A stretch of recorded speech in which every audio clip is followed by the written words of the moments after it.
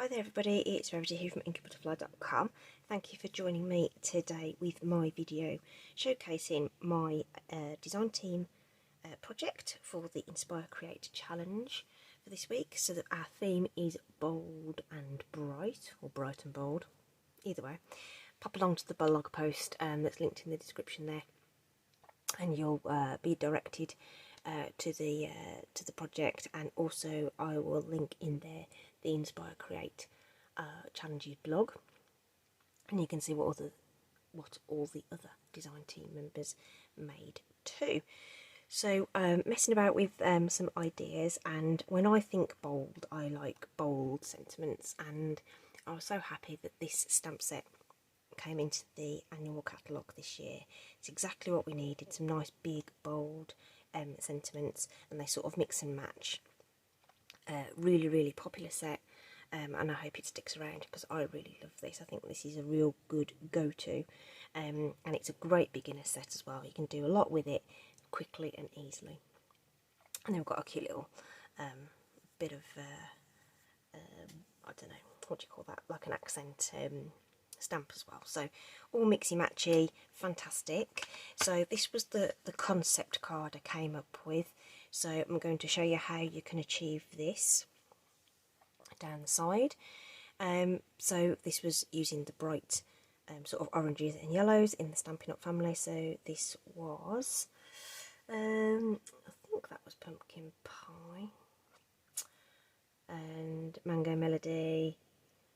Can't remember what that one is. Could be bumblebee, daffodil delight, and so saffron. I think I can't really remember, but needless to say, it's a combination of colours that I pulled together. I've used a basic grey card base for this one and stamped the birthday in black. Okay, so that was the concept card. I've done another sample which I'm going to show you at the end. But when I thought about bold and bright, the other thing that came into my mind was rainbows. Okay, so I've gone from this to sort of almost monochromatic, I guess, using the same sort of tones of colour. And I thought, well, what if we stamped it with sort of some rainbow colours? So the theme was bright, so I've used all the colours that are in the Brights family from the Stampin' Up. So I've picked out Poppy Parade, Pumpkin Pie, Granny Apple Green, Pacific Point and Gorgeous Grape, all super duper fantastic colours. The one that's missing in the middle there is Daffodil Delight, and I thought, well, with it being a paler colour, it's not always the best to stamp with in terms of sentiments and stuff. So I'm going to bring Daffodil Delight in on my card base, which I've cut and scored already. So that's Daff Delight. Okay, and then I've got my layers here. So I'm going to introduce a black matte to make it pop. Yeah, that is a full card base sort of layer, which is 4 by 5 3/4. So I'm going back to sort of my standard layering, but we're going to have a deeper black border. So I've cut this slightly smaller than I would do normally. This is 3 3/4 by 5 1/2. So to get the lovely lined up sentiments, then I'm going to bring in the Stamparatus tool, and I'm going to have to move those ink pads over there, I think. There we are. I'm going to put the stamp case underneath the here, so that I've got something to press on. And I've already got, because I made my sample, I wanted to make sure that the stamp was in the correct position. So I already know that that's going to be in the perfect place for me to position my stamp. So the way in which I did that then was by using these little doodads that I've had knocking around in my craft room for a bit, just so that I've got some space to work. And I'm going to hold that in place here. I've had these for a long time. These are not Stampin' Up products. You can easily use a card shim that's laminated or something like that. I've seen other demos do that kind of thing. Hold it in place with one of the magnets. Now all of this stuff is all shiny, and I'm really sorry if you're going to get reflective bits and pieces, but I'm hoping it's not going to be too bad. That doesn't look terrible, but as I flip the window over with the stamping, it might glare a little bit, but I'm hoping it won't be too bad. Okay, so I know that if I start at the top here, I'm going to end up with my stamp in the correct position. So we'll start with that Poppy Parade, which I'm going to ink up over here. Close it up and put it away to one side. Press firmly on there, and it's really easy. If you've got any kind of dexterity problems, you find stamping with a block difficult, the Stampin' tool is the answer to your prayers. So I've got a chamois here, just to wipe off that ink, and because it's a pink ink, I'm just going to use my, that is a retired pad that helps clean off the red ink. They don't make it anymore, but I still use it because I really do like to get that red ink off. So our first sentiment is in place. So the Stampin' is designed so you can lift out the plate and move it down a notch. So I've taken these notches, move it down. It has to be upright to slot in and out. So that's now going to stamp underneath there. Okay, so I've cleaned the stamp. So now I'm going to bring in my pumpkin pie. Ink that up and pop that to one side. And again, just press down on that. That hasn't stamped, the ink hasn't covered that so well, but it's going to look fine. Sometimes you find that the card wants to lift a little bit because of the moisture of the stamp underneath. Just let it do its thing and just lift it up slowly. The magnets will help, and if you've got these something in there to help you keep the card in place, all the better. Give that another wipe. That's why the chamois is really useful, because you can just lift it to the Stampin' tool. This is Granny Apple Green. Oh, didn't jump it. Jump it along. It's called the hinge step method. It's one of the lovely advantages of using one of these tools. And if something doesn't quite stamp as well as you want it to, for whatever reason, usually it's demonstrator error. I can go over that again with my ink pad, and it's going to stamp in exactly the same place. You aren't going to get any shadows or anything like that on there. And it doesn't matter if ink goes on the plate either. It's not going to make an impression on your card. So jump it again. And now we've got Pacific Point. You still see where I am. Yep. I love Pacific Point. It's such a fantastic blue. So again, nice firm pressure on your plate. Oh, I've got another tip for the plate as well. So we're pressing down. So some people don't like to press because it puts pressure on their wrists. Jump it. Last colour we're going to use on this is Gorgeous Grape. I can all still see it.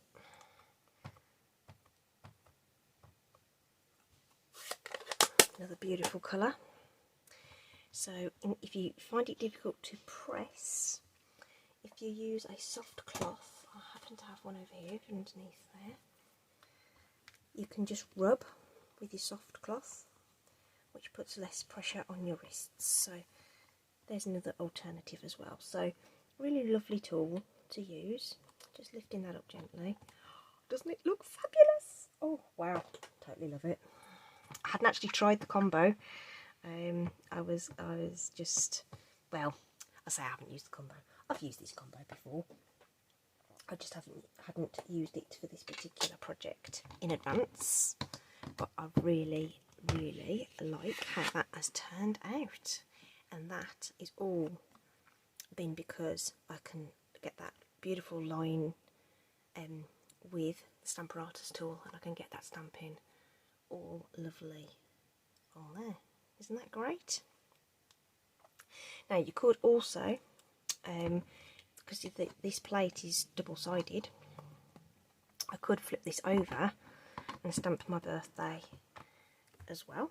I did have it mounted on a block, but just so that you can see, we can actually make the entire card front. All the stamping can be done on the Stamparatus. Just going to put that back in place on there. Maybe put that up there. Now I just need to decide where this is going to go, because I've got sort of deeper, darker colours on this one. So I think this one might end up a little bit more over this side. So the Daffodil Delight might have been a good idea actually, because then I would have been able to have a lighter colour to do my birthday over, but I don't think it's going to make too much of a difference, and you can mess about with your angles and all sorts of things on there. Okay, so let's put that there, pick it up with our Stamparatus. Find that an uninked photopolymer stamp will pull up your cardstock, no matter how slowly you bring it up, so just bear that in mind. And then we're just going to bring in our Memento Tuxedo Black and ink that up in the same way and press that down. And of course, because I'm using the Stamparatus, if that for whatever reason doesn't stamp well enough, I can re-ink it and go over it again. Okay, so nice little bit of fun there with the Stamparatus. You can really go to town with that and do all sorts of things with that hinge step method. Okay, so that is, just going to wipe that off before I put it away. So I'm just going to put that over there, and I can tidy everything up once I have finished showing you the rest of this. Okay, so really nice and simple. We could use the little accent stamp here as well, just to I've just re-inked this ink pad, so it's really nice and black. So I figured if we just had some of these guys in and around as well, it sort of ties everything together. Like so. That's really pretty. And of course you can add rhinestones or whatever you like. Kind of depends on who you're sending it to, I guess. What you think would be appropriate. Did I stamp that all the way up there? Sorry. Sorry about that. Radio. So now all we've got to do is put it together. Fantastic. Easy peasy. Alright, I'll just make sure all that's nice and dry before I flip it over and end up smudging it. So I'm just going to use my Stampin' Seal. Really nice and quick and easy.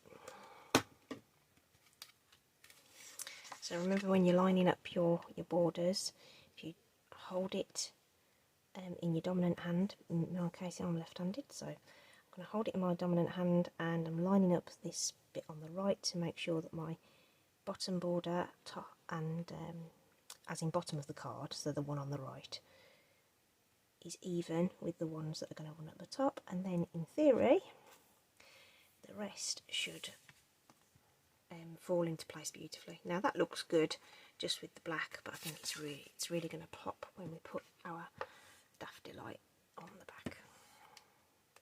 She says if she can get a roller.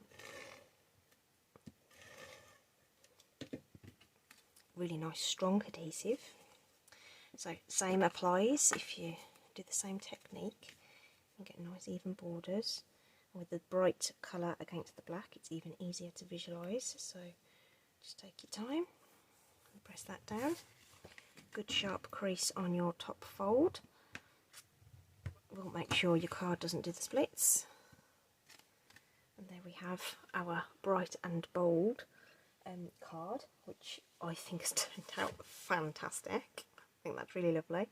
I might consider swapping the Daft Delight and the Granny, just so you've got a paler portion to stamp your birthday over the top, but I'll leave you with the decision on that.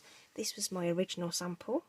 Okay, so real ping on that.